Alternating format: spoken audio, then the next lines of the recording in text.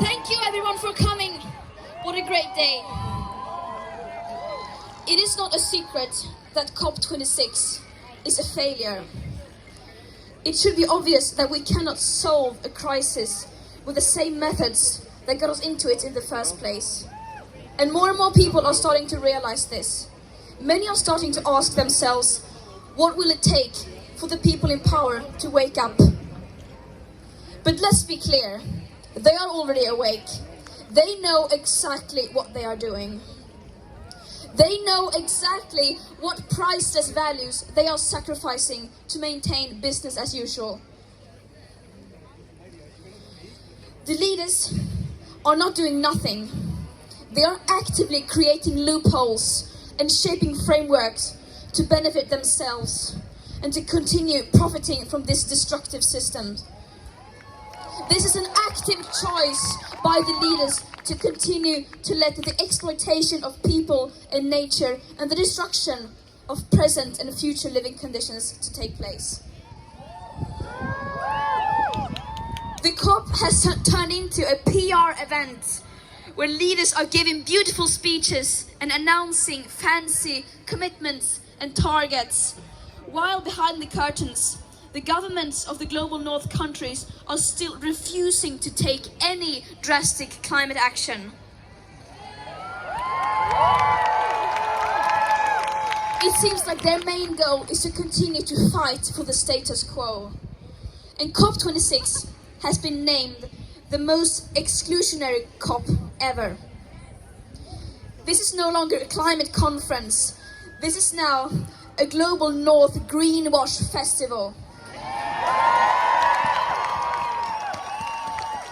A 2-week-long celebration of business as usual and blah, blah, blah.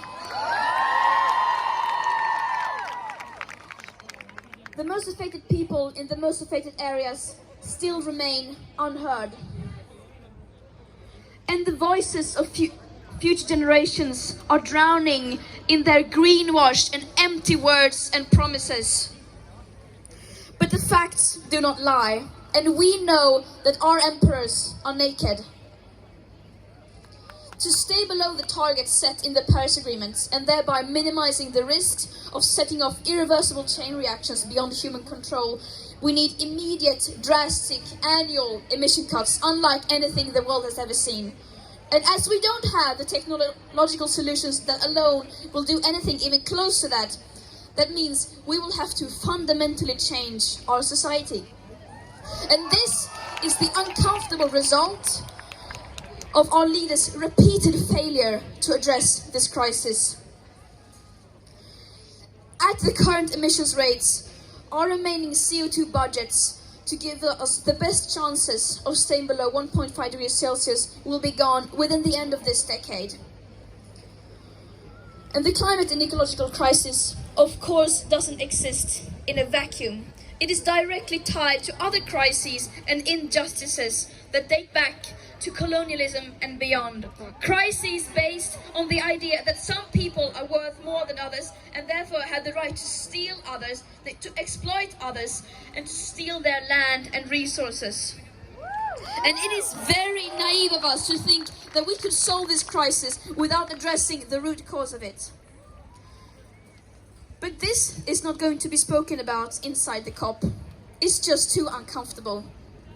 It's much easier for them to simply ignore the historical debt that the countries of the global north have towards the most affected people and areas. And the question we must now ask ourselves is, what is it that we are fighting for? Are we fighting to save ourselves and the living planet? Or are we fighting to maintain business as usual? Our leaders say that we can have both. But the harsh truth is that that is not possible in practice. The people in power can continue to live in their bubble filled with their fantasies, like eternal growth on a finite planet and technological solutions that will suddenly appear seemingly out of nowhere and will erase all of these crises just like that.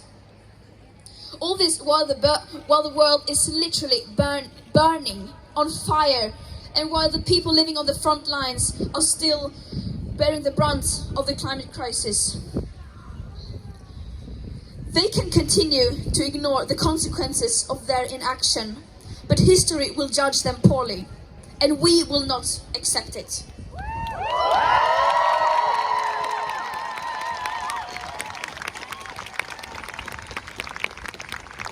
We don't need any more distant, non-binding pledges. We don't need any more empty promises. We don't need any more commitments that are full of loopholes and incomplete statistics and that ignore the historical emissions and climate justice. Yet, that is all that we are getting. And no, that is not radical to say.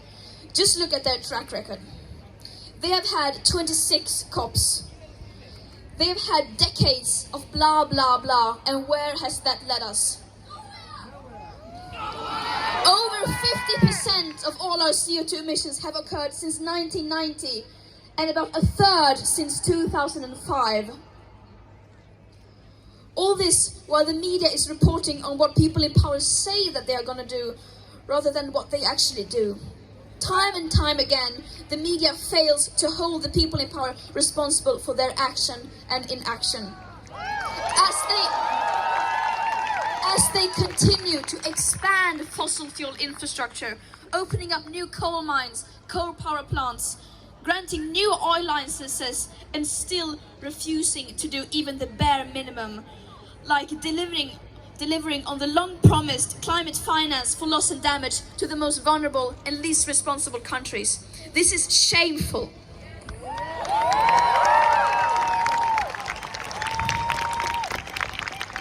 Some people say that we are being too radical.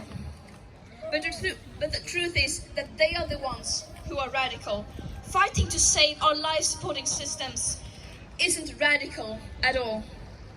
Believing that our civilization, as we know it, can survive a 2.7 degree or a 3 degree hotter world, on the other hand, is not only extremely radical, it's pure madness.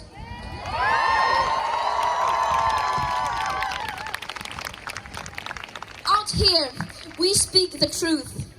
The people in power are obviously scared of the truth. Yet, no matter how hard they try, they cannot escape from it. They cannot ignore the scientific consensus, and above all, they cannot ignore us, the people, including their own children. They cannot ignore our screams as we reclaim our power. We are tired of their blah, blah, blah. Our leaders are not leading. This is what leadership looks like.